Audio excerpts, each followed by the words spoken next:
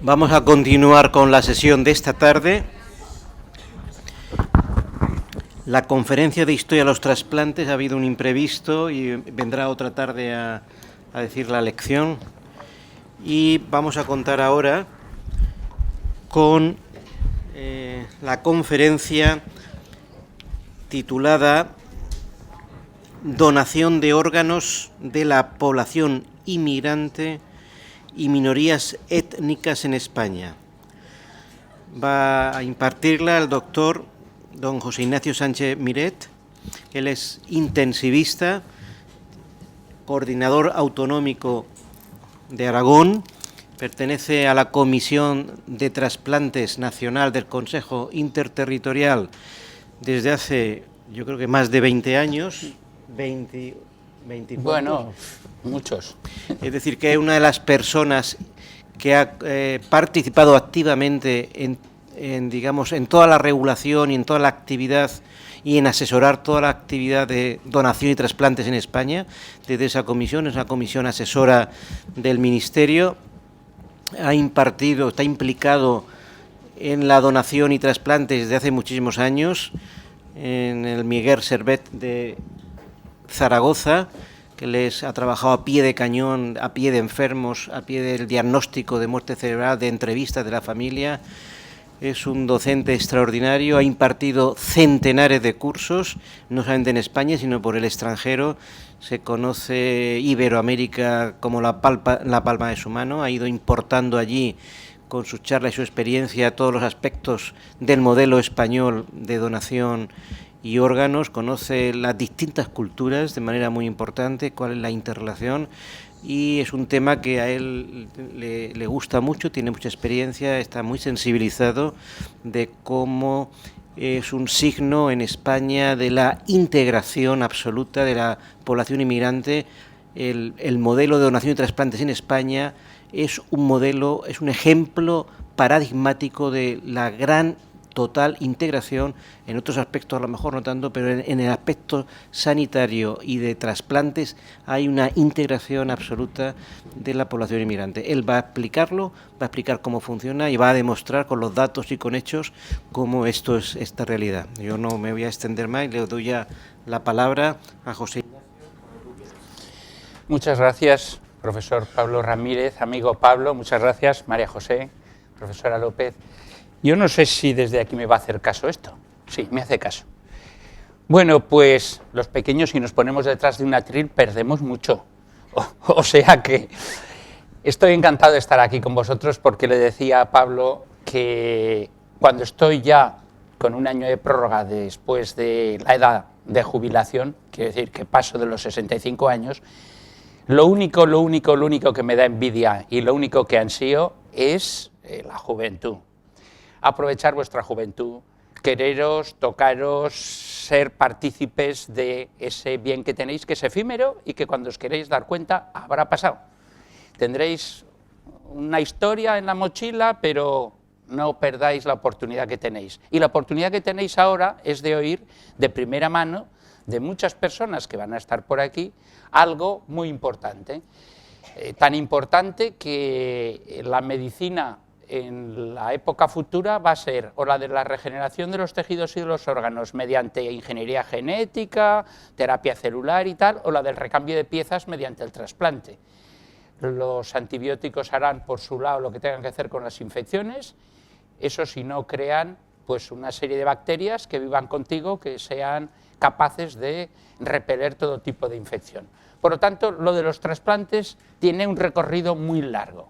Y un recorrido muy largo del que vosotros vais a ser testigos y vais a ser testigos de excepción, porque la enfermería, a la que yo me siento ligado desde el punto de vista afectivo personal, pues porque mi mujer es enfermera, profesora de escuela de enfermería, y yo he vivido la enfermería en los últimos 37 años tan directamente como la medicina, me merece un respeto tremendo. Los médicos estamos pensados, entre comillas, para curar. Bueno, no sé si curamos, pero la enfermería está pensada además para cuidar, y eso sí que es importante. En los últimos años están saliendo papers en Estados Unidos en donde hablan que cura mucho más el contacto con los elementos de la sanidad, fundamentalmente con la medicina, que los últimos antibióticos o los últimos Da Vincis o las últimas vacunas. Tenéis que saber que el enfermo es una persona que tiene una historia vital que nace y hasta que muere. Tenemos manera de incidir con la prevención, papel importantísimo que tendréis que desempeñar los que estéis en primaria, por ejemplo, y que luego a lo largo de su trayectoria vital va a tener una serie de procesos en los que necesitará tener contacto con el sistema sanitario. Bueno, pues en el sistema sanitario los médicos entramos puntualmente, normalmente como flechas, ¡paf!, pinchazos, y tratamos de pinchar, salir y hacer el menor daño posible, permitiendo que con nuestra acción siga la trayectoria vital de la otra persona. Pero no somos para nada inofensivos. Sin embargo, enfermería es esa especie de bálsamo o de spin o de último electrón que está rondando alrededor del paciente a lo largo de todo su circuito en el momento en el que tiene contacto con el sistema sanitario, y la capacidad de empatía, el cariño, el saber hacer las cosas, el poder estar con, hace que sea un papel increíblemente importante. Si tiene algo de bonito dedicarse a la salud desde el punto de vista de la enfermería o de la medicina, es que nos pone la situación perfecta, la sociedad, para poder ser útiles y necesarios para alguien en el peor momento. Imaginaros, y como sé que tengo un poco más de tiempo del que en principio pensaba, a lo mejor vais a decir, este prejubilado está aquí soltándonos un rollo. Imaginaros que se os sale la lavadora y empieza a salir agua por ahí, llamáis al fontanero, le agradecéis que llegue corriendo y que corte el agua y que resuelva la cosa, que bueno, le ofrecéis un café, una cerveza y decís que muchas gracias, ha venido usted enseguida, lo que ha evitado y tal, y estás muy agradecido, casi parece que le debes la vida. Pues imaginaros aquellos padres que llevan un hijo con un problema a un hospital, el hijo que es lo que más quieren y el hijo que tiene un problema que para ellos es vital. ¿Qué agradecimiento tiene que tener y qué tiene que pensar de la ayuda que va a recibir si estáis vosotros allí para acompañar, para informar, para comunicar, para resolver? Es una suerte importantísima que no tienen ninguna otra profesión. Estamos en el peor momento con las mejores armas para poder ayudar a quien más lo necesita, y eso es muy importante. Y vamos a hablar de algo que ya se ha dicho en la semana pasada y que se ha dicho esta tarde varias veces, y es que sin donante no hay trasplante. Ya puedes tener los mejores profesionales, las mejores instalaciones, los mejores recursos técnicos. Si no tienes la materia prima que es el donante, no tienes posibilidad de llevar a cabo el trasplante, al menos mientras no podamos tener órganos generados a la carta, pues por cambios en la inmunogenicidad de un cerdo transgénico que se utilice para obtener órganos para humanos, etcétera, etcétera. Pero si todo eso es ciencia ficción hoy por hoy, lo que sí es una realidad es que para hacer trasplantes que salvan vidas hacen falta que una persona lo ceda, o bien estando viva, si es un órgano que puedes desprenderte de él porque tienes dos, como el caso del riñón, o puedes desprenderte de un fragmento, como es el hígado, o de un fragmento, como es el pulmón, pero que hay órganos que son vitales, que son únicos y que no puedes donar si no estás muerto y tú ya no lo necesitas, como es el corazón, por ejemplo. Bueno, pues sin donante no hay trasplante y tenemos esta paradoja. Esta paradoja que es que antes preguntabais por la lista de espera, preguntabas tú, 5.418 pacientes a 1 de enero, 1.682 donantes, 4.360 trasplantes. Sigue pesando más el platillo de los pacientes que esperan un órgano. Evidentemente, estos que están en lista de espera es una situación dinámica. Unos entran, otros salen, unos se trasplantan, otros mejoran y no necesitan trasplante, otros empeoran y ya no están en situación de recibir un trasplante, pero en definitiva hay más personas esperando ¿qué posibilidades tienen de ser trasplantados? Por eso le llamo yo que es una paradoja. Y eso que nosotros somos el país que más donantes por millón de población tiene, pero faltan órganos. Una de las condiciones para que se produzca el trasplante, para que haya órgano, es que haya el consentimiento de la persona que ha fallecido o que no se haya manifestado en contra y que los familiares lo ratifiquen, lo que se llama el consentimiento presunto, que os ha explicado Gregorio Garrido, el consentimiento presunto, porque no había dicho que no a la donación, refrendado por la familia. ¿Y refrendado por la familia por qué? Pues porque si bien nuestro ordenamiento jurídico dice que no tiene que haberse opuesto a la donación, nosotros muchas veces no tenemos otra manera de saber si se ha opuesto a la donación que consultar a las personas de su entorno que le sobreviven. Y eso nos obliga a preguntar a la familia. Y muchas veces la familia no ha hablado de este tema con la persona que ha fallecido. Entonces, ¿qué tenemos que hacer? Pues recabar de la familia el conocimiento de los mejores valores de solidaridad de esa persona para hacerle ver que está en un momento crucial, la pérdida de un ser querido, drama de la pérdida, pero en un momento importante y además del que dispone de poco tiempo para tomar una decisión que va a poner en valor el final de la vida de esa persona y que va a permitir que otras personas vivan. Una situación especial. Cuando yo empecé con las donaciones de órganos y el primer donante lo tuve en 1980, no habéis nacido ninguno de vosotros, pues para mí era un drama. Yo pensaba que cuando le pedía a unos padres los órganos de su hijo, les estaba aumentando el daño de la pérdida de ese hijo. Yo participaba con ellos de esa imagen inconsciente de desmembramiento, de descuartizamiento de esa criatura que había muerto. Y entendía que los padres sufriesen y viesen que a su hijo lo llevaban a quirófano y lo iban a vaciar. Y eso les incrementaba el dolor. Y yo lo pasaba muy mal, y ellos lo pasaban muy mal. Aún así, bueno, mal que bien conseguíamos que hubiese donaciones.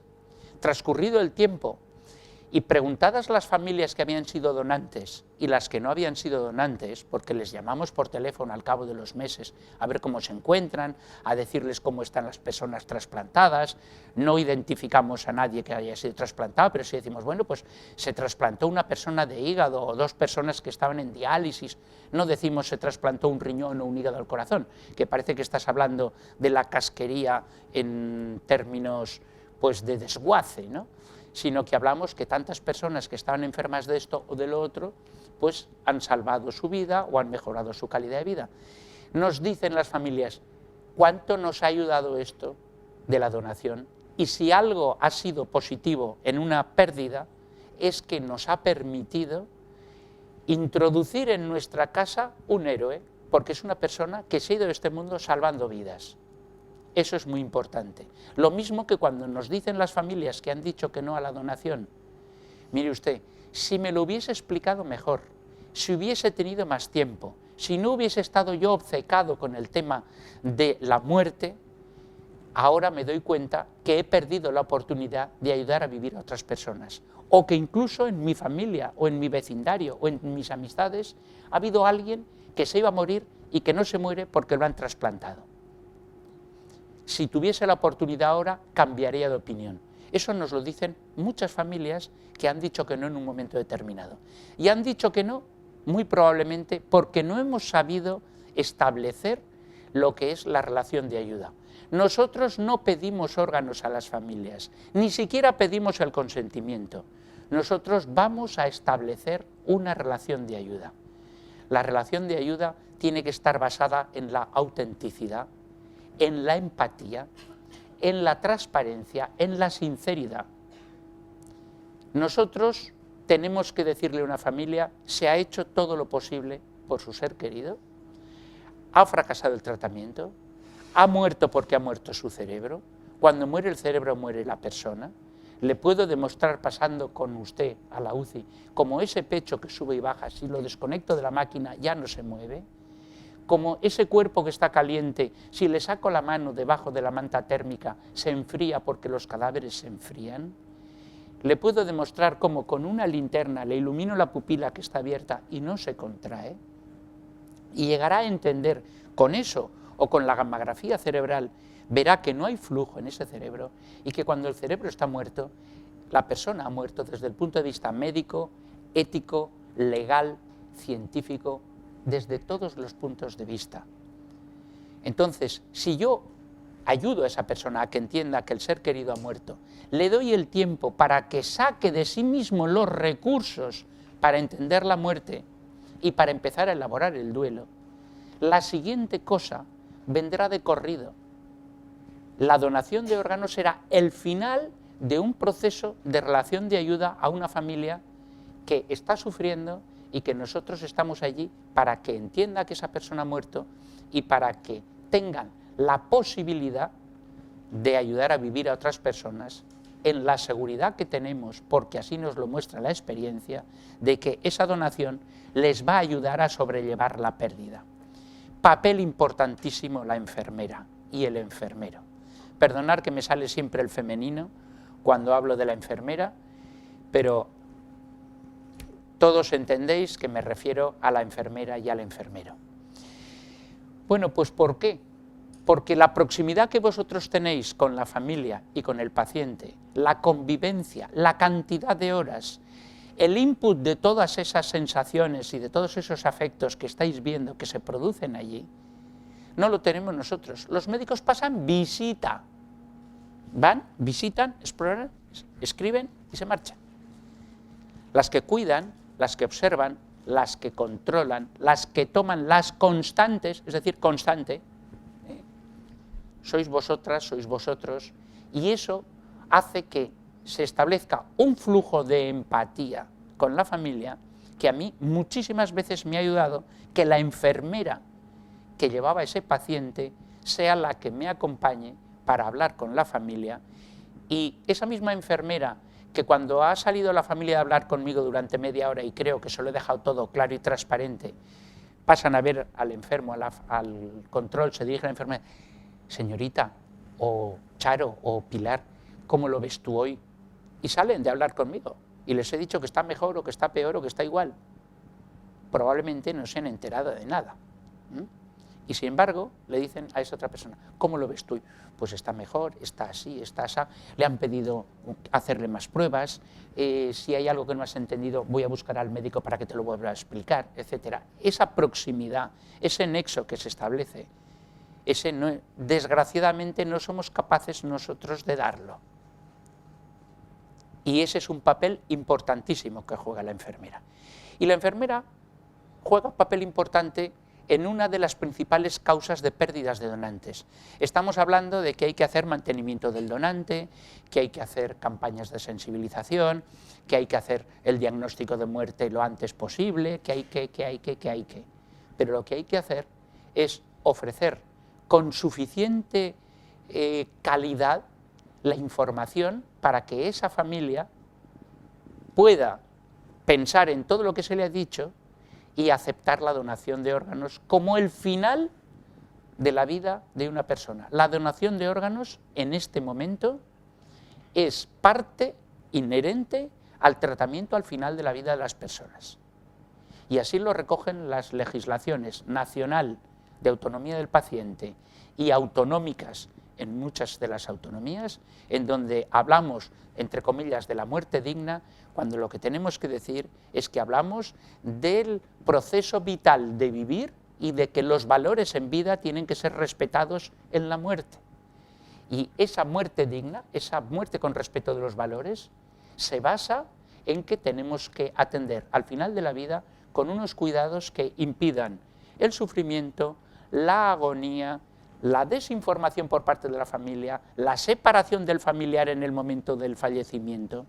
Todas esas cosas tenemos que quitarlas de en medio, saber que cada muerte es única, exclusiva y no se puede pasar dos veces por la misma, que el duelo de la familia es único y exclusivo y no tienes derecho a juzgarlo, ni a prejuzgarlo, ni a criticarlo, ni a hacer nada, salvo respetarlo con un silencio que tiene que ser acogedor.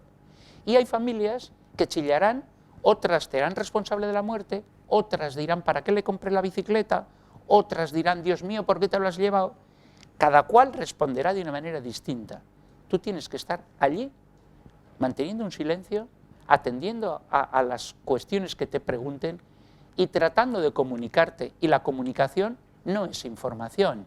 Informar lo hacen los periódicos, es lanzar una noticia y cada cual que la coja. Comunicar es otra cosa. Comunicar es transmitir una información, recibiendo a su vez tú la percepción de cómo está llegando a ellos y cómo están interpretando esa información. La comunicación es de dos, emisor y receptor, emisor y receptor. Es imposible no comunicar. Todo el tiempo estamos comunicando, aunque estemos callados. Es más, estamos comunicando por el canal no verbal de la comunicación, el de la actitud, el del tono de voz, el de la postura, el del timbre, el de las pausas, el de los silencios, el de los contactos. Todo eso es comunicación. Y es mucho más importante el canal no verbal que el canal verbal. Cuando hablamos con familias que hace años que han sido donantes, te dicen, no me acuerdo lo que me dijo doctor, pero me acuerdo cómo me lo dijo. Ese cómo me lo dijo es lo que condicionó que fuese un sí o un no. Que les hayas dado la oportunidad de sentirse a gusto habiendo donado, satisfechos y contentos y sabiendo que han salvado vidas. O por el contrario, que no lo has hecho suficientemente bien, que no has estado suficientemente cerca, que no has sabido explicar lo que allí sucedía y que no has hecho entender que esa oportunidad era única y la tenían que coger en ese momento. Pues eso se transmite en negativas familiares. Y las negativas familiares han ido bajando a lo largo de los años. Estas son las barras de lo que ha pasado en la media española desde los años 90. El año pasado la tasa más baja en España de 15,3%. Afortunadamente y gracias a la manera de ser, porque hay una selección natural en los coordinadores y las coordinadoras de trasplante, en donde médicos y enfermeras tienen muchísimo que dar a la sociedad. Afortunadamente en Aragón tenemos unas tasas que están siempre por debajo de la media nacional. El año pasado fue 6,9% negativas. Y fueron 44 donantes reales y 3 negativas. Y lamentablemente las 3 negativas eran de personas fallecidas que no habían nacido en nuestro país. Hace ya años que nos dimos cuenta que el mundo es muy diferente fuera de nuestra casa, que la percepción nuestra del sistema sanitario es una cosa, que la percepción de la salud y del derecho a la salud es una cosa, y que lo que se piensa por ahí es otra, y que el valor de las vidas no es el mismo aquí que en otro sitio. El afecto por la pérdida de la vida, el cariño, el amor por la vida nuestra y de nuestros familiares es el mismo o puede estar potenciado en otras latitudes, pero no es lo mismo cómo se vive la pérdida de un ser querido en un sitio o en otro. Y eso es muy, muy importante. Y nos ha llevado a trabajar en ese tema y a darnos cuenta que sabemos muy poco estar con, cuando ese con es distinto a nosotros. Y es distinto a nosotros porque tiene otra historia vital, porque tiene otra cultura, porque tiene otra religión, porque tiene otros prejuicios, porque tiene otra información y sobre todo porque tiene desconocimiento de lo que nosotros les estamos planteando. Y eso tenemos nosotros que ser conscientes de que es una limitación y hay que luchar contra ello. Recuérdame que os deje luego, para si tenéis en algún momento oportunidad, ver un CD que hicimos, un vídeo de 10 minutos que se titula En el lado de la vida, historia de una donación.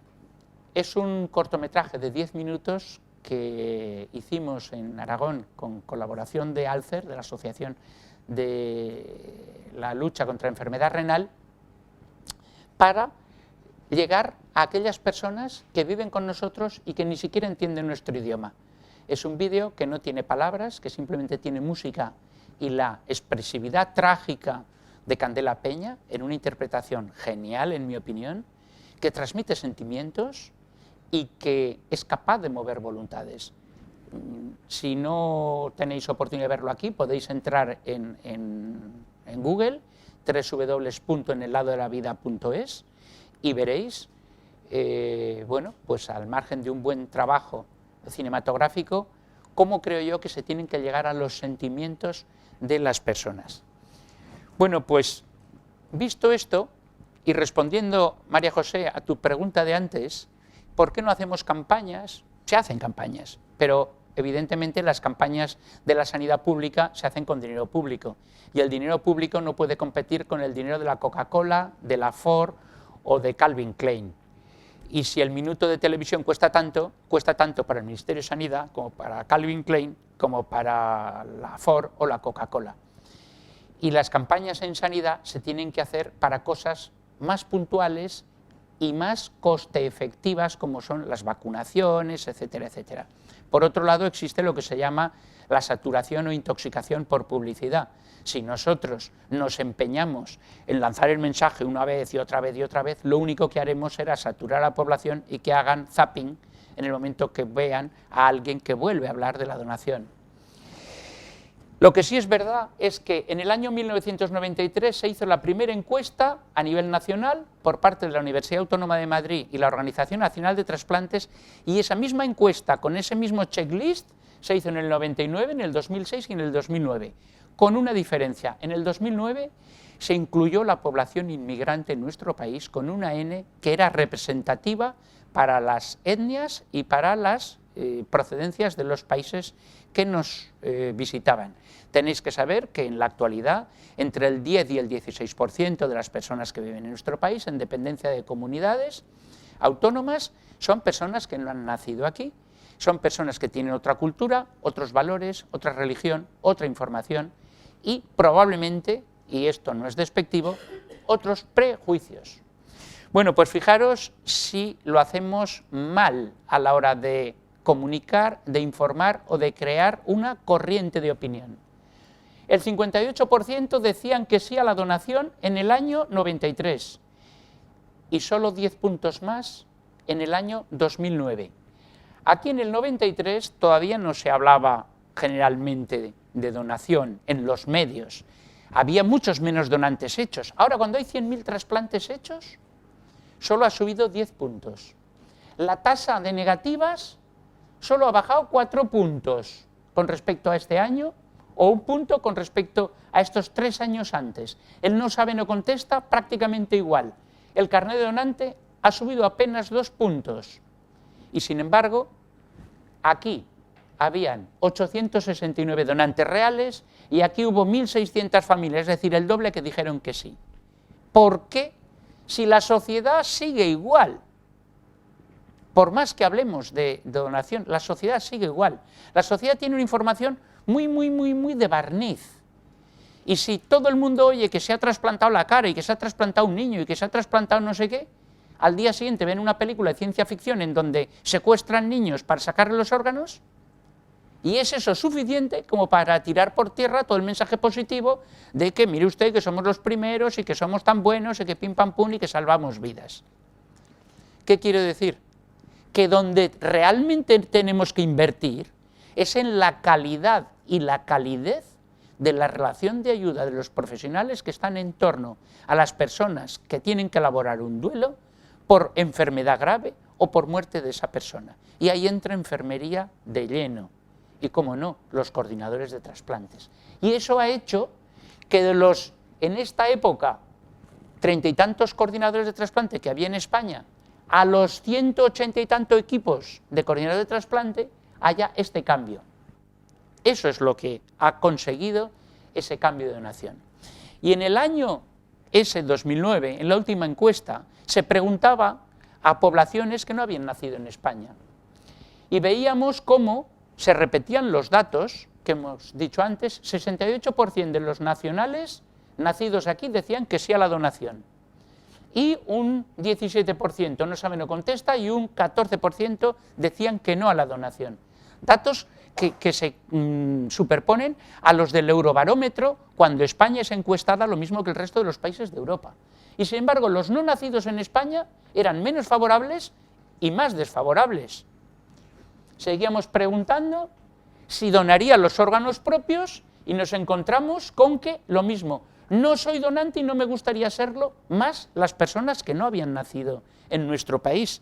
Y cuando tratábamos de filtrar esas negativas a donación, de dónde procedían, nos dábamos cuenta que procedían de Asia y de las dos zonas en que dividíamos el continente africano, África del Norte y África subsahariana. Luego teníamos un problema detectado. ¿Cuál era la causa del problema? La causa del problema era lo mismo, la voluntad de donar tus órganos, que la voluntad de donar los órganos de los familiares. Igualmente destacaba el no en Asia, en África subsahariana y en África del Norte.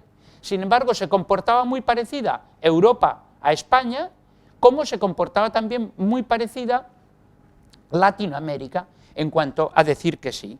¿Por qué? Pues porque compartíamos valores, compartíamos una serie de puntos importantísimos, entre los que no debemos olvidar la barrera idiomática y la desconfianza. Era importantísima cómo había sido la labor de acogida en el país de esos ciudadanos, la situación migratoria y cómo se habían sentido recibidos esas personas de otros países, hacía que condicionase sobremanera su aceptación a normas como era la norma que nosotros tenemos como muy clara de que después de muerto los órganos para salvar vidas. Bueno, eso no era tan claro en otras comunidades. Y decían que fundamentalmente esa negativa se debía a que había una insuficiente información acerca de lo que la donación suponía. Cuando decían que tenían información suficiente, eran más favorables a la donación. Cuando decían que tenían una información insuficiente, eran más desfavorables a la donación. ¿Qué hicimos, por lo tanto? Desde la Organización Nacional de Trasplantes, y ahí sí que se hizo una campaña, se hicieron estos trípticos, que no solo estaban en castellano y en francés y en inglés, sino que también estaban en chino, mandarín, en árabe y en rumano, que eran los colectivos que tenían más presencia en nuestro país. Y se pusieron en marcha los vínculos con las asociaciones de inmigrantes, con las casas de culturas, y se creó la figura del mediador cultural, que no solo es un traductor, sino que es además una persona que tiene conocimientos y formación de sanidad, sean enfermeras. En Aragón tenemos enfermeras y enfermeros, tenemos médicos, tenemos ginecólogos, tenemos farmacéuticos, tenemos matronas que son nacidas en otros países, que conocen, que tienen la idiosincrasia grabada dentro de su inconsciente, de su propia cultura y de su propio país, y que están asumiendo la realidad de nuestro mundo y son capaces no solo de traducir, sino de poner en conocimiento de esas personas lo que para ellos son valores importantes. Bueno, pues conocido todo esto, dijimos, ¿y qué pasa concretamente en Aragón? Hicimos este trabajo que está publicado en un par de revistas en el extranjero, una de ellas, una revista de mucha difusión en Líbano, porque he tenido la suerte de estar los últimos, hace un año que no voy, pero los 3 años anteriores, con una colaboración con la Agencia Española de Colaboración Internacional, 3 años trabajando en Líbano para crear una red de coordinadores de trasplantes y una nube de personas sensibilizadas capaces de transmitir el mensaje de la donación en el momento de producirse la muerte encefálica o en el momento de producirse la parada cardíaca para poder ser donantes de tejidos, con el apoyo de los imames de allí, con el apoyo del gobierno y creando una estructura de obligado cumplimiento para los sanitarios a la hora de tener que declarar la muerte de una persona. Y dentro de su manera cartesiana de producirse y de actuar, tienen obligadamente que notificar a la NUT, que es la Agencia de Coordinación de Trasplantes del Líbano, la muerte de una persona, siempre que no tenga contraindicaciones absolutas, sea en muerte encefálica o en parada cardíaca. Si es en parada cardíaca, será para donar tejidos, y si es en muerte encefálica, como potencial donante de órganos. Bueno, pues Líbano, que no tenía ningún donante, pasó a tener donantes, puso en marcha programas de trasplantes y en la actualidad es el país de Oriente que tiene más donantes y más trasplantes por millón de habitantes. Pocos todavía, pero también es verdad que en Líbano son 3,5 millones de habitantes. casi todos están en Beirut, y hay un hospital, el Rafik Hariri, que es el hospital público más grande, tiene 1.800 camas, en donde lamentablemente la dirección es chiita y tiene pues unos líderes que no entienden muy bien y que no están mucho por la donación de órganos. En el resto de hospitales, que son hospitales concertados, el hospital alemán, el hospital Hôtel de France, hospitales de otras naciones que han ido allí a trabajar de manera pública, de manera gratuita, con consorcios con el Estado, están colaborando, y el año pasado hicieron pues 60 y tantos trasplantes en un país donde no se había hecho ninguno. Bueno, pues entonces dijimos, ¿qué está pasando en Aragón? E hicimos este estudio de donación de órganos, una encuesta a minorías, que tiene como peculiaridad que lo realizaron enfermeras. Aquí solo estamos de médicos, Juan José Araiz, al que tú conoces bien, coordinador del clínico, y yo, pero tanto Teresa como María Jesús Paracuellos como Milagros son enfermeras de la UCI y eran las que presentaban esta encuesta con 27 preguntas, en donde se valoraban muchas cosas: la opinión hacia la donación, la opinión hacia los trasplantes, querría usted ser trasplantado aunque no quiera ser donante, qué religión tiene usted, para usted la religión es importante o no es importante, a la hora de las decisiones importantes decide usted, decide toda la familia en cónclave, decide la autoridad religiosa, decide el líder local, en fin, una serie de preguntas que nos aproximaron a cuáles eran realmente los condicionantes de estas decisiones en esta población. Esta es la encuesta, que como voy a dejar la presentación la podéis leer detenidamente, y además la tengo colgada en la web, y como resumen teníamos estas tablas en donde decía, según el tiempo que lleve usted en España, si fuera usted quien tiene que decidir, ¿daría su permiso para donar los órganos de un familiar o de un amigo conocido?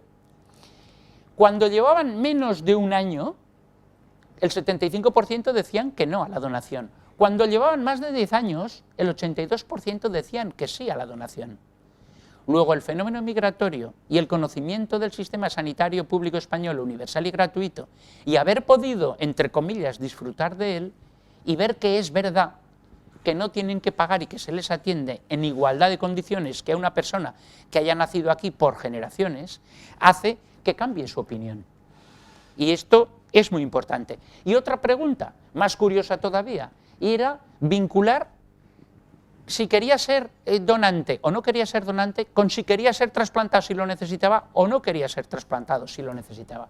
Bueno, pues los que llevaban poco tiempo decían que no solo no querían apenas ser donantes, solo el 48% quería ser donante, sino que aquí tenías un 34% de personas que no querían ser tampoco trasplantadas, es decir, tampoco se fiaban del sistema sanitario para mejorar su salud. Y sin embargo, cuando llevaban más tiempo, no solo querían ser todas trasplantadas, sino que prácticamente casi ninguna se negaba a la donación. Concluíamos aquí que en general los datos que obtuvimos de esas 560 y tantas encuestas a población inmigrante no se diferenciaban del estudio de la encuesta de la Universidad Autónoma de Madrid, realizada en todos esos años, pero sí que diferenciábamos una serie de ítems importantes. Otra de las cosas que os quiero decir es que en esta encuesta es la primera encuesta en el país, y que yo sepa en el mundo, que se han entrevistado a 170 personas de pueblo gitano. Y agradecemos realmente a las estructuras de orden que tiene el pueblo gitano el haber contribuido a la realización de la misma. Bueno, pues globalmente obteníamos los mismos resultados que esas otras encuestas, pero cuando nosotros disgregábamos por procedencia, los orientales y los africanos, sobre todo subsaharianos, se niegan sistemáticamente a la donación de órganos.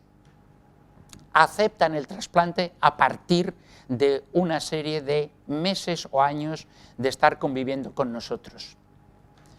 Y eso dice que tenemos que seguir trabajando. ¿Y cómo tenemos que seguir trabajando? Porque también les preguntábamos y nos decían, con más información, ¿y quién es para ustedes la persona fiable, de confianza, a la que quieren ustedes escuchar? Y se van a creer lo que les diga. Los profesionales sanitarios. Ahí sí que ya no dicen ni el patriarca de la tribu, ni el líder religioso, ni el clan reunido en cónclave. No, no, ahí dicen a la autoridad sanitaria. Por lo tanto, sabemos que tenemos que trabajar formando, y tenemos que trabajar formando primero conociéndoles a ellos y quitando barreras. ¿Y cómo quitamos esas barreras? Pues yendo de la mano de esos mediadores culturales. Y aquí viene otra parte de un trabajo que está también colgado en la web de la Organización Nacional de Trasplantes, que hicimos hace ya 6-7 años, factores culturales que influyen en la captación de donantes de órganos de origen extranjero. Este trabajo se ha realizado gracias a la Coordinación de Trasplantes y a la Casa de las Culturas y a los mediadores culturales que trabajan en Aragón.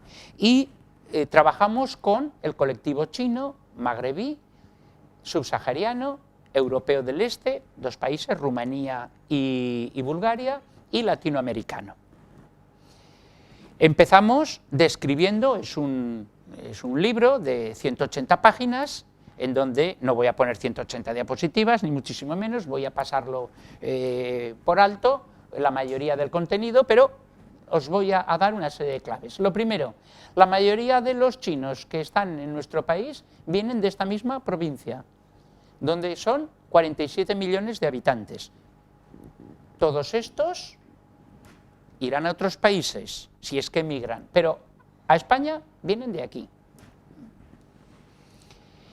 Y tenemos una especie de decálogo de qué hacer y qué no hacer en la comunicación de las situaciones de enfermedad terminal, enfermedad grave, duelo o fallecimiento.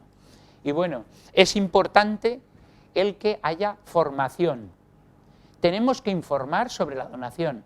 Tenemos que incidir en las creencias budistas y taoístas, que son las suyas, y lo positivo, que es ayudar a los semejantes. Tenemos que hablar de valores que transmitan la continuidad de la vida, como consuelo para el donante.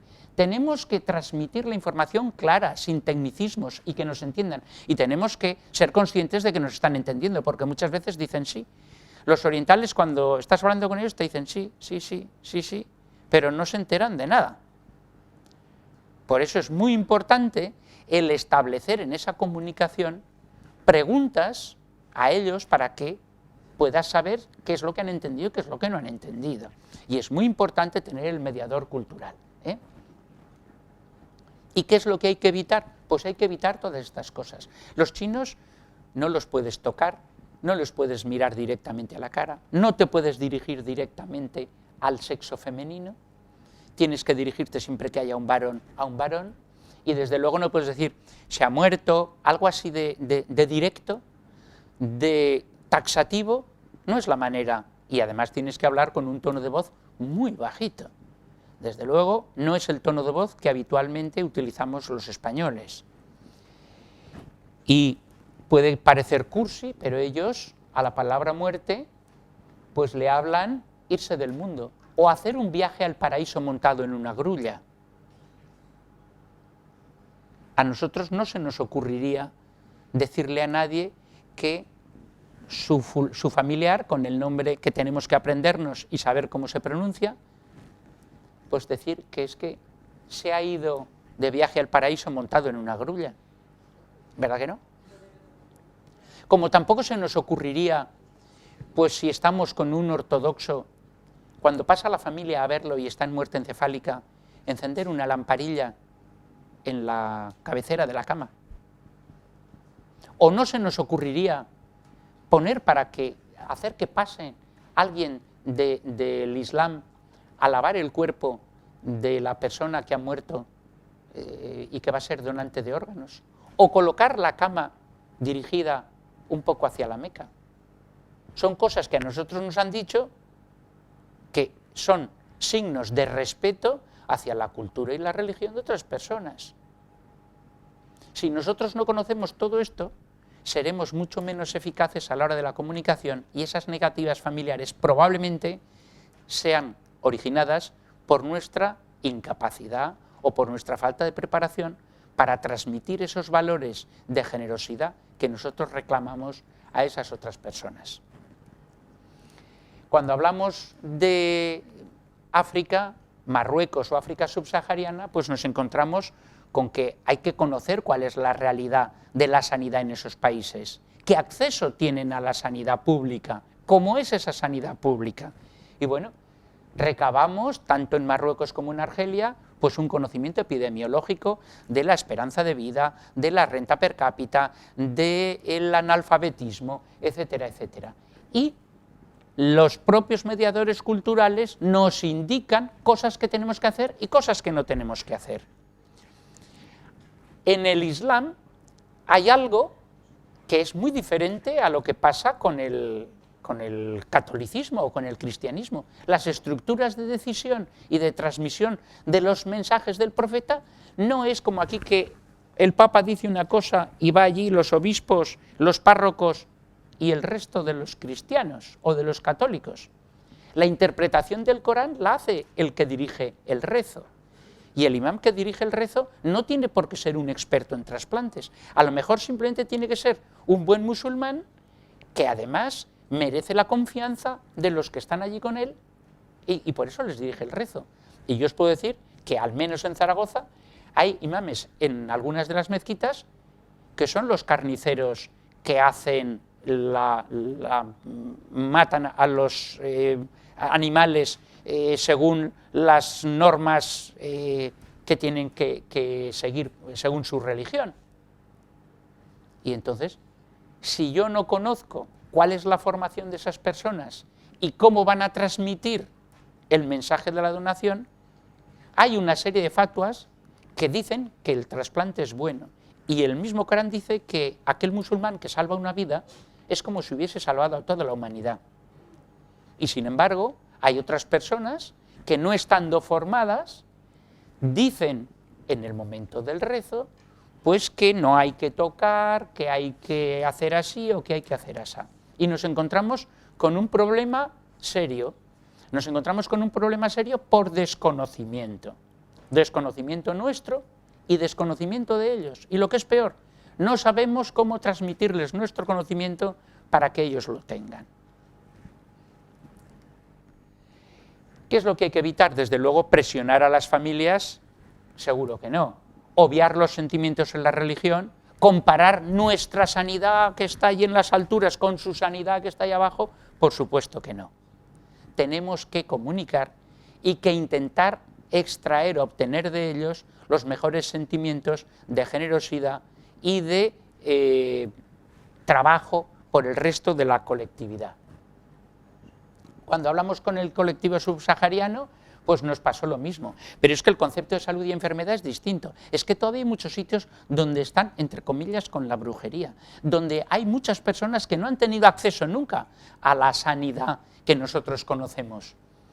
Y es muy importante el contarles que ellos se van a poder, entre comillas, beneficiar de trasplantes si lo necesitan. Y de hecho es así. Se trasplantan en igualdad de condiciones y de probabilidades que una persona que haya nacido en nuestro país por generaciones. Y cuando hablamos de Europa del Este, nos encontramos con otra realidad. Y otra realidad que está mediatizada porque han salido hace no mucho de una dictadura. Y han salido de una dictadura opresora en donde prácticamente todo se compraba. Y no es ni uno, ni dos, ni tres las personas que cuando les hemos pedido los órganos han dicho, ¿y qué me dan a cambio? Me dan una tarjeta residente, me dan un piso de acogida, me buscan un trabajo. Evidentemente todo eso sería compraventa y ahí no podemos entrar. Pero tenemos que saber que eso se puede producir y que tenemos que explicar eso, que eso no puede ser por esto. Pero sin embargo tiene que tener claro que si necesita un trasplante, se trasplantará. Y que el año pasado hemos trasplantado tantas personas de su misma procedencia. Con Bulgaria lo mismo. solo que un país todavía más pobre. ¿Y qué hacer? Bueno, pues hay que ponerse en contacto con las familias o los amigos del fallecido, invitarles allí, etcétera, ¿no? Incluso pueden ofrecerte una comida ritual dulce que tienes que compartir con ellos. Si quieres tú que entiendan tu manera de comportarte, de actuar y lo que les estás pidiendo, tendrás que entender también la suya. Y hemos tenido, bueno, pues este dulce de trigo, miel, nueces, que comerle una especie de, pues no sé qué deciros, es como un dulce bastante empalagoso, como un pestiño con frutos secos, que es rico, pero que es muy dulce. Bueno, pues es una deferencia que tienen contigo. Si tú dices, no, muchas gracias, no quiero, ya estás poniendo un filtro y una barrera.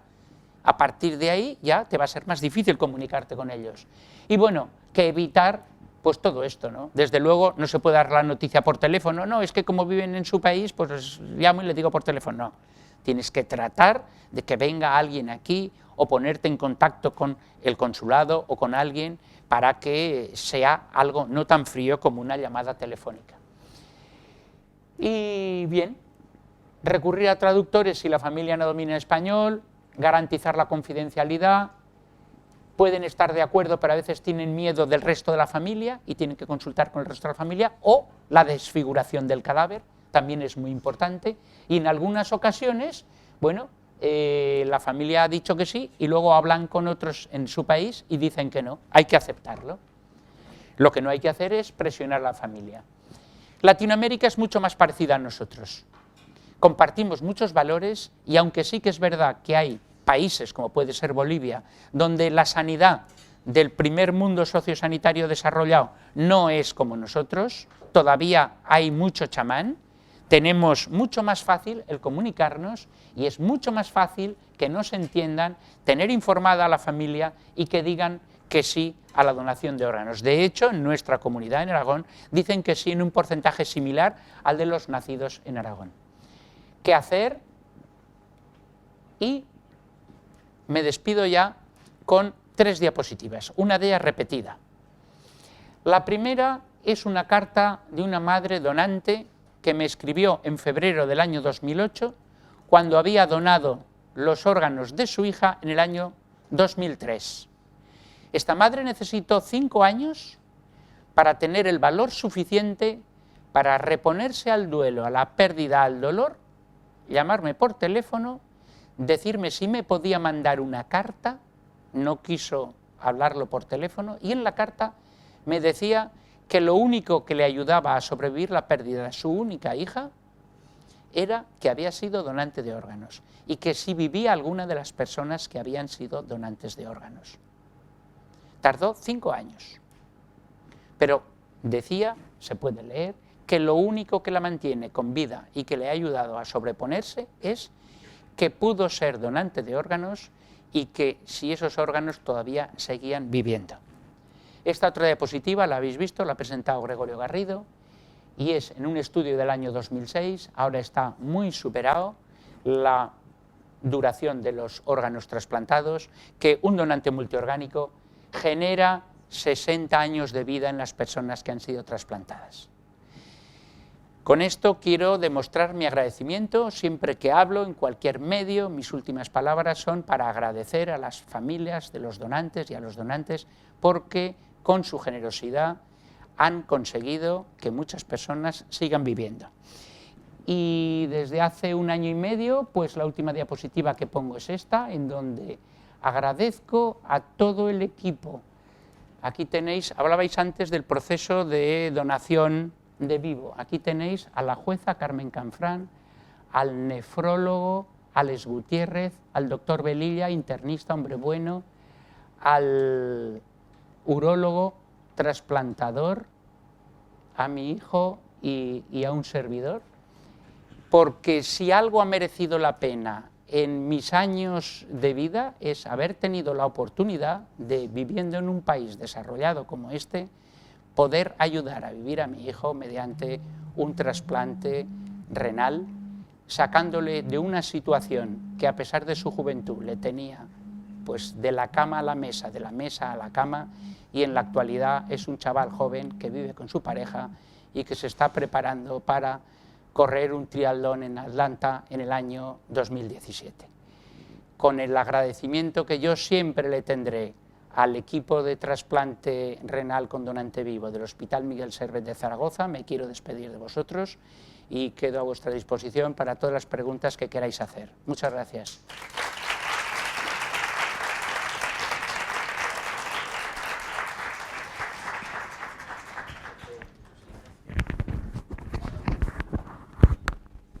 Un poco mal de tiempo, vamos. La foto que ha comentado es la foto del día que fue al juzgado a firmar la autorización su hijo, que aceptaba recibir el riñón de su padre, y su padre firmaba la donación de su riñón a su hijo. Es el día de la firma en el juzgado. Se tiene que firmar delante del juez. Bueno, pues la verdad es que ha sido una charla impresionante, emotiva, nos has ilustrado con muchos conceptos. Yo la verdad es que he aprendido mucho y he disfrutado de escucharte. Ahí me han surgido muchos comentarios, muchas preguntas. Pues es vuestro tiempo. Es Aprovechar que estoy aquí hasta mañana a las 12:30.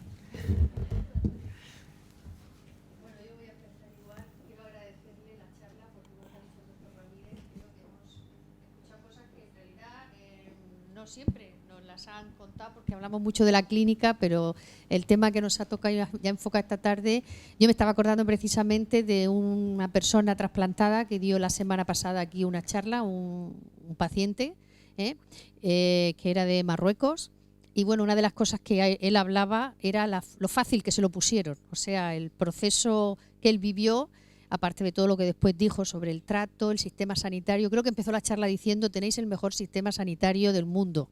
Algo que nosotros decimos, pero que parece como que no nos damos cuenta, ¿no? Pero también habló de lo fácil que le puso la coordinación de trasplantes en Murcia y todo el equipo, pues el buscar a su familia en su país, el que pudieran hacerles las pruebas para comprobar si podían, era un trasplante de médula en este caso, si podían donar y todo eso. Yo lo que le preguntaría con respecto a lo que ha estado hablando de que de diferentes sectores étnicos de procedencia es más fácil o es más difícil, ¿no? Hemos oído en algunas ocasiones que algunas personas tienen, por ideologías o religiones, la idea de que si no están enteros, por llamarlo de alguna manera, no pueden después, a la hora de ser enterrados, pues llegar hasta donde ellos quieran llegar, según sus creencias religiosas, ¿no? Y luego también el hecho de que pues tienen esas dificultades en entendimiento, por ejemplo, la mutilación del cuerpo, que es exactamente lo que podríamos hacer nosotros desde nuestra parcela profesional, porque ahora tenemos en los hospitales pues una multiculturalidad y a veces nos encontramos con mucha gente de otras culturas y situaciones en las que vemos que hay potenciales donantes, personas que pueden estar en una UCI, y cómo poder abordar de una manera, digamos, rápida, porque en estos casos tiene que haber una cierta rapidez, para que como enfermeras que estamos trabajando con ellos, poder hacerles ver un poco la importancia que puede tener este tema y lo que acaba de decir, ¿no? Esa carta que recibió después de unos años de que era la única, digamos, el único consuelo que tenía esa persona. Pues estudiando. ¿Cómo podemos hacerlo mejor? Preparándonos. ¿Cómo nos tenemos que preparar? Conociéndoles. ¿Cómo les conocemos? Teniendo a nuestro lado, al menos durante una etapa de formación, a un mediador cultural, que no sea alguien simplemente que habla el idioma, sino que sea alguien del ambiente sanitario que nos conozca bien, que conozca bien lo que queremos nosotros ofrecer y que sepa transmitirlo. Es verdad que hay limitaciones, las religiones difícilmente limitan la generosidad de las personas ni el volcarse hacia los demás. Difícilmente. Yo no conozco ninguna que diga eso. Sí que es verdad que el sintoísmo y en los países de Oriente, el budismo, entre otros. Hay serias dificultades porque el concepto vivido íntimamente de la reencarnación y la obligación que tienen de permanecer con el cuerpo intacto 3 días y que ello vaya a facilitar la reencarnación en otro ser superior o inferior en dependencia de cuáles hayan sido sus valores en este mundo, van a dificultar, si no a impedir, la donación de órganos en muerte encefálica y en asistolia. De ahí que en Japón incluso estaba recogido en una ley y no podía aceptarse la muerte encefálica. No existía el diagnóstico de muerte encefálica. Afortunadamente, hace ya casi 2 años, hay ahora una normativa legal que, independientemente de las creencias religiosas sintoístas, permite el diagnóstico de muerte encefálica como muerte real del individuo y, por lo tanto, la donación de órganos. Pero, no obstante, es anecdótica la donación de órganos en Japón. De ahí que Japón sea el país que tiene más experiencia en trasplante de órganos con donante vivo. Son los primeros que hicieron donante vivo hepático, donante vivo pulmonar, son los que más experiencia tienen. Pero claro, no pueden hacer trasplante cardíaco porque no hay donante vivo cardíaco. El corazón lo necesitamos para nosotros, no lo podemos donar a nadie, ¿no? Entonces, realmente la mayoría de las negativas son por desconocimiento nuestro de lo que tenemos que exponer como valores para que no entren en conflicto con los principios de esas personas y por desconocimiento de esas personas de lo que nosotros consideramos como necesario para poder ayudar a salvar a otros. Es un esfuerzo doble desde los dos lados, unos que quieran entender, otros que sepamos explicar. Mientras eso no suceda, pues nos encontraremos con estas diferencias a la hora de la percepción de la oportunidad de la donación de órganos. El año pasado tuvimos un donante pakistaní en muerte encefálica, pero era un donante pakistaní que no tenía de pakistaní ya casi nada, llevaba 30 años viviendo en Zaragoza. Habían nacido sus hijos en Zaragoza, había tenido nietos en Zaragoza, sabía perfectamente toda la familia lo que era el sistema sanitario, un sistema sanitario en donde tiene atención igual el rico que el pobre, el alto que el bajo, el gordo que el flaco. Eso, que no es así en su país, pues cuando ya lo han vivido, veíamos en esa gráfica que llevaban más de 10 años, ya aceptaban la donación y aceptaban el trasplante igual que los nacidos en España. Pero eso no es así en otras partes del mundo. A mí se me hace difícil, cuando antes decía Pablo, tenía toda la razón, yo en mi primer viaje a Latinoamérica fue un curso para crear coordinadores de trasplante en la Argentina, en Ascochingas, cerca de la ciudad de Córdoba, en donde, bueno, pues no entienden que esto sea directamente aplicable allí, porque la sanidad universal y gratuita no existe. Cuando tú has dicho hace un momento que esa persona que se trasplantó, que era de procedencia marroquí, de médula ósea, que hablaba de la sanidad mejor del mundo, la sanidad española es la mejor sanidad del mundo gratuita. Hay sanidades no gratuitas en otros países que son igual de buenas que la nuestra. Pero eso de que todo el mundo tenga derecho a recibir atención sanitaria, vosotros no sé si os habéis parado a pensar la tranquilidad que le da a unos padres saber que si su hijo se pone malo, tienen atención toda la que necesite. Lo mismo que si tiene hijos, van a tener educación toda la que necesite y toda la que pueda recibir. Eso no existe en ninguna otra parte del mundo. Entonces, es importante el que nos formemos, el que utilicemos estas personas como mediadores culturales y el que lleguemos a saber transmitir lo que queremos ofrecerles, que no es pedir órganos, sino es ofrecerles la oportunidad de que la atención al final de la vida sea un proceso de donación. Yo quiero hacerte 2 o 3 cuestiones. Una, ya lo has tocado y parte lo has explicado, pero se sabe que el análisis de los donantes iberoamericanos en España, la actitud positiva a la donación real que se ha ido registrando en la ONT es similar a la población nacida en España o incluso superior. Sin embargo, las tasas de donación en sus países de orígenes son muy bajas. ¿Cuáles serían los 2 o 3 factores más importantes que influyan? Que Tú has visto la encuesta en tu estudio, que Sí. a partir de 1 o 2 años ya sube enseguida. ¿Qué factores son los que influyen? Que personas nacidas en países de Iberoamérica allí no donan, y aquí en España, a partir de 1 año o 2 que están aquí, ya donan igual o más que los propios nacidos en España. Sí, pues la explicación te la dan ellos mismos, no solo las encuestas, y es el grado de comprensión y percepción del sistema sanitario español, la confianza. Fijaros un ejemplo, las negativas a la donación en Inglaterra están entre el 40 y el 50%. Los ingleses que se mueren en Alicante donan el 100%. ¿Qué diferencia hay entre un inglés que pasa 6 meses en Alicante al año y un inglés que se muere en Inglaterra? Que el inglés que se muere en Inglaterra tiene menos confianza de que el sistema sanitario inglés le va a atender con el 100% de los recursos que si le pasa en España, en donde sabe que le suceda lo que le suceda, le van a atender con el 100% de los recursos. Es la confianza en el sistema lo que hace que por reciprocidad exista esta tasa de donación muy superior en nuestro país a en el país de origen. Es muy difícil, uno de los trabajos que tiene que hacer el mediador cultural o el coordinador de trasplantes con las personas de Latinoamérica y de países del este es combatir la idea del tráfico de órganos. Tráfico de órganos que es una realidad. Es decir, el modelo iraní es un modelo en donde ahora el Estado paga el órgano renal a un donante vivo iraní.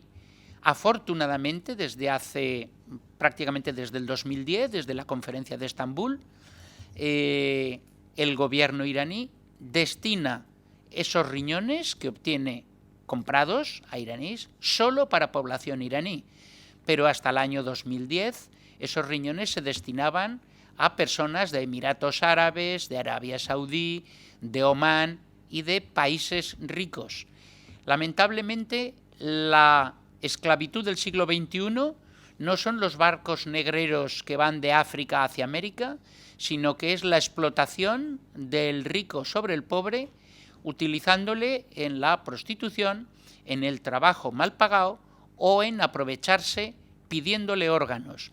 El documento que se ha firmado, el protocolo que se ha firmado en Santiago de Compostela en la primavera del año pasado, es un documento firmado por ahora por 14 países, es un documento que se piensa que se firme por más de 100 países, en donde existe el compromiso de los países de potenciar la donación de cadáver. 1.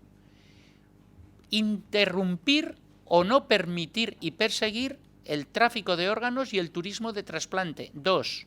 Y por encima de todo, cuidar la salud del donante. Porque el problema de donar un órgano de vivo en Pakistán, en la India o en otros países similares, Malasia, otros que se producen igual, no es el donar el órgano, es que no te hacen ningún caso. Y las personas que donan el órgano, con cierta frecuencia, mueren en los meses sucesivos de infecciones, de hipertensión o de otros problemas secundarios a la donación del órgano. Donar un órgano no tiene por qué limitar la vida. De hecho, hay un estudio realizado en Estados Unidos hace ya años con más de 60.000 personas donantes de riñón de vivo que dice que la expectativa de vida de esas personas que han donado un riñón es mayor que la de la población general. Esto no lo tenemos que entender como donemos todos un riñón que viviremos más, sino como el que dona un riñón es una persona sana que además se compromete a cuidarse, a tomarse la tensión todos los meses, a no tomar champán con patatas fritas como me pasaba a mí que me han prohibido, etcétera, etcétera, pues espero vivir igual, no que se me haga más largo, sino vivir igual. Esto es algo que la respuesta a tu pregunta, Pablo, es el conocimiento y la confianza en el sistema sanitario público, universal, gratuito español, hace que salgan los mejores valores de las personas, procedan de donde procedan, en cuanto nos conocen. Y por lo tanto, tenemos que darles tiempo para que nos conozcan y aquellos medios de comunicación para saber transmitirles cuál es la realidad qué les ofrecemos como opción de donar y qué les ofrecemos como garantía segura de que si precisan un órgano se les trasplantará igual que a cualquier otro ciudadano nacido aquí. Yo, si me permites, añadiría otro factor. Es fundamental la confianza, pero otro factor es que cada vez que hay un fallecido aquí, hay alguien del sistema que le pregunta si quiere donar. Ah, por supuesto. Y en los otros países no está tan bien estructurada. Por supuesto. Lo que decía, se hubiera ofendido el doctor Garrido si no consideras en la respuesta el factor organizativo para mejorar el sistema. Eso, como lo tenemos, lo obviaba, pero otra pregunta es, ¿por qué en Estados Unidos hay menos donación que aquí? Al margen de que no hay la confianza y de que allí el que tiene perras se trasplanta y el que no tiene perras no. No todas las pólizas de seguros cubren el trasplante. Hay que saber una cosa, y es que el modelo español es crear una figura que trabaja en el hospital, que conoce el hospital, que está en el entorno de la muerte encefálica del paciente neurocrítico, que es el coordinador de trasplantes, mientras que en Estados Unidos y países anglosajones hay lo que llaman las OPOs, que son las oficinas de procuración de órganos, que están fuera del hospital, fuera de la ciudad y a veces en el condado de al lado, y cuando un profesional de una UBI ve que a alguien se le abren las pupilas, pierde el reflejo de oxígeno, no tiene respiración espontánea, no responde al test de la atropina, dicen, se ha muerto su cerebro, se ha muerto la persona. Entonces, si se le enciende la bombilla y no va a tener problemas con la aseguradora para tener todavía consumiendo recursos de una cama y de un respirador y de unas drogas vasoactivas, llamar a la OPO del estado de al lado para que venga un neurólogo que haga con un técnico un electroencefalograma y una exploración neurológica y un psicólogo que hable con la familia, etcétera, etcétera, etcétera. Todo eso complica el problema de la donación, lo encarece. Un órgano renal para trasplante en Estados Unidos cuesta por término medio, cuando interviene una de estas OPOs, es decir, siempre alrededor de $60.000, y el coste atribuido a generar un riñón en nuestro país es inferior a los $6.000. Quiere decir que nuestro sistema está a pie de obra, convive con los pacientes, conoce a los enfermos, conoce a las familias y actúa de inmediato, generando confianza en las personas, porque ya la han establecido esa confianza cuando era el tratante, ¿no? Y parte del organismo, del servicio que está tratando ese paciente. Eso lo daba yo, por supuesto, tiene razón en hacerme la pregunta. Si no hubiésemos hecho esta consideración, probablemente habría quedado coja la respuesta. No, que va. Pues nada, la verdad es que queda para una pregunta. Si alguien quiere aprovechar esta enciclopedia viviente de la donación de órganos, José Ignacio es un auténtico sabio de la donación de órganos, conoce todas las peculiaridades nacional, internacional del mundo. Yo creo que la respuesta, y conforme habéis oído, pues la verdad es un privilegio el poder escucharlo, el poder aprender de él. Yo cada vez que lo oigo aprendo un montón, y no sabéis valorar ahora, a lo mejor dentro de un año lo veréis, la suerte que hayáis podido tener de disponer y de poder escuchar en línea directa de una persona que sabe del tema de la donación de órganos. ¿Alguna pregunta? Que no se quede en el tintero. Sabemos que los que estamos aquí es porque tenéis realmente mucho interés, además han tenido que irse, por las razones que sean. Solo os pido que os comprometáis en esto hasta las trancas. Aquí no se puede estar a medias tintas. Y os hago una confesión. Los principales problemas y las principales reticencias las tenemos por profesionales sanitarios no bien formados y que no han estudiado el tema y que no se lo conocen, ¿eh? Y pueden hacer mucho daño. Vosotros le preguntáis a muchos profesionales sanitarios que no están en este mundo y les suena un poco a chino lo de la muerte encefálica, y es medio muerte, sí, pero muerte, pero no está todavía muerto, pero muerto es cuando se para el corazón. En fin, 1000 dudas porque no se lo han preparado. Como todo en esta vida, si queremos entender de algo, tenemos que poner de nuestra parte, estudiarlo, y una vez que lo sabes, comprometerte hasta las trancas. Tenéis una trayectoria vital larguísima, por favor, dedicarle 5 minuticos, aunque solo sea, a hablar de esto en vuestro entorno familiar, de amistad, etcétera, etcétera. Y como decía aquel, si os ha gustado, lo contáis a vuestros amigos. Y si no os ha gustado, se lo contáis a vuestros enemigos para que les hagáis la puñetica también. Y ahora os voy a dejar el DVD para que, no sé si tengo uno o dos, os los daré, para que os lo podéis pasar o os lo encargáis de ver copias el día que tengáis, o podemos pasar, al margen de... un día lo pasamos.